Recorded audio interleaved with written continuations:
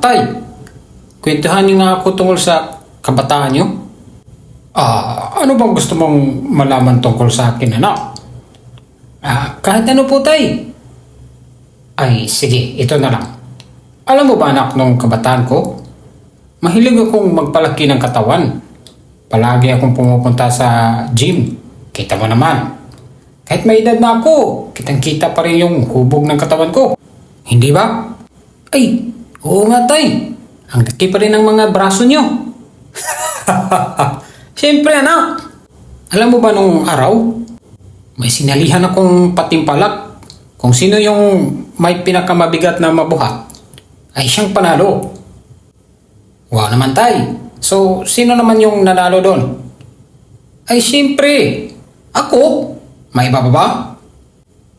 Ano naman yung binuhat niyo, tay? Ay, binuhat ko lang naman yung isa sa mga judges. Paano kayo nanalo doon? Hindi naman masyadong mabigat yung judges na yun. Oo nga, hindi.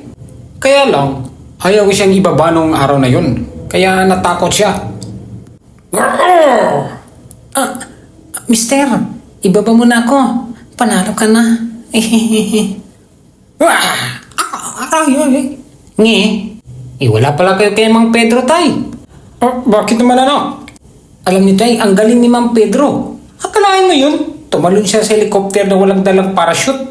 Grabe, nakakamangha Di po ba, tay? Kung ganun, nakakamangha na.